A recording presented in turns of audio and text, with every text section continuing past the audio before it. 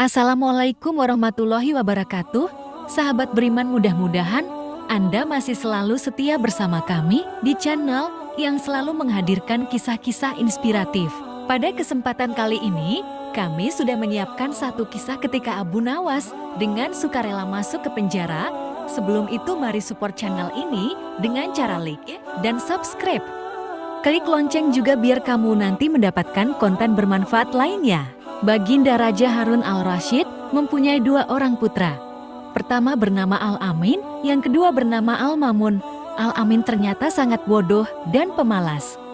Sedang Al-Mamun terkenal rajin dan pintar dalam bidang ilmu sastra.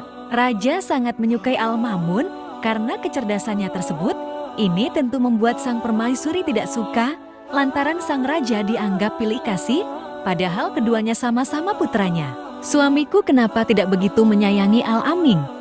tanya sang permaisuri suatu ketika. "Karena ia tidak bisa membuat syair dan tidak kenal dengan ilmu sastra," jawab sang raja. "Suamiku, sebenarnya kalau mau Al-Amin akan lebih menguasai ilmu sastra daripada saudaranya. Sebenarnya ia lebih cerdas." Pada suatu siang sang permaisuri memanggil putranya Al-Amin dan ia berkata, "Aku tidak rela kamu dipandang sebelah mata dan dibanding-bandingkan dengan kakakmu. Karena itu kamu harus bisa menandinginya. Mulai sekarang, kamu harus tekun mempelajari ilmu sastra, supaya menjadi seorang penyair yang hebat." Sorenya Al-Amin pergi meninggalkan istana menuju ke sebuah tempat yang sunyi. Di tempat itulah ia mencoba mengasah pikirannya yang bebal. Setelah beberapa minggu kemudian, merasa mampu menguasai ilmu sastra dan menulis bait-bait syair, Al-Amin pulang ke istana. "Jadi, kamu sekarang sudah bisa menulis syair, putraku?" tanya sang permaisuri Zubaidah ketika menyambut kedatangan putranya tersebut dengan gembira.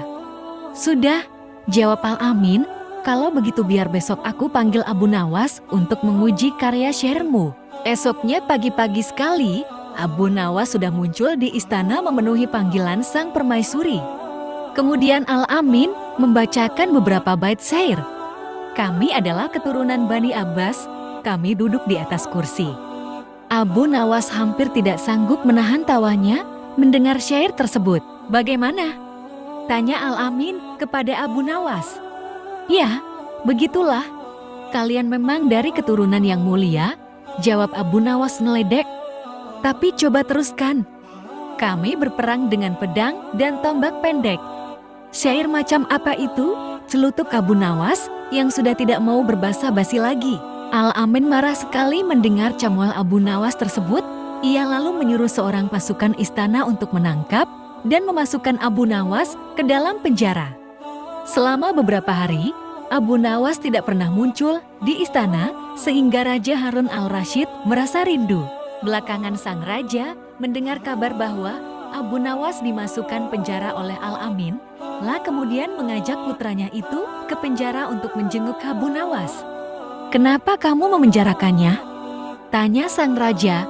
Al-Amin kemudian menceritakan semuanya. Setelah itu, ia memutuskan untuk pergi ke tempat yang sepi guna mengasah pikiran dan mendalami ilmu sastra agar bisa menulis syair yang benar-benar bagus, tidak seperti sebelumnya. Dan beberapa pekan kemudian, ia sudah pulang ke istana. Esoknya pagi-pagi sekali Baginda Raja Harun al-Rasyid, Abu Nawas, dan beberapa penyair sudah berada di istana. Rupanya pertemuan itu sudah diatur oleh sang permaisuri. Beliau ingin mereka mendengarkan syair karya putranya yang baru saja pulang mendalami ilmu sastra. "Dengarkan karya syair putraku Al-Amin," kata sang permaisun. "Baik, silakan," sahut Abu Nawas. Begitu selesai mendengar syair tersebut, Abu Nawas langsung bangkit dan hendak berlalu dari tempatnya. "Kemana kamu, Abu Nawas?" tanya sang Raja Harun al-Rasyid. "Saya lebih suka balik ke penjara saja daripada mendengar syair macam ini. Toh, sebentar lagi putramu ini pasti akan menyuruh polisi membawaku ke sana," jawab Abu Nawas. Raja tertawa terpingkal-pingkal mendengar jawaban dari Abu Nawas itu. Sementara sang permaisuri hanya bisa duduk bengong. Kini, ia sadar dan yakin bahwa putranya Al-Amin memang tak pandai membuat syair. Masya Allah, sebuah kisah yang mudah-mudahan bisa menjadi ibrah untuk kita? Jangan lupa berikan komentar Anda dan subscribe di channel ini agar nanti bisa mendapatkan kisah-kisah menarik lainnya. Sampai jumpa. Wassalamualaikum warahmatullahi wabarakatuh.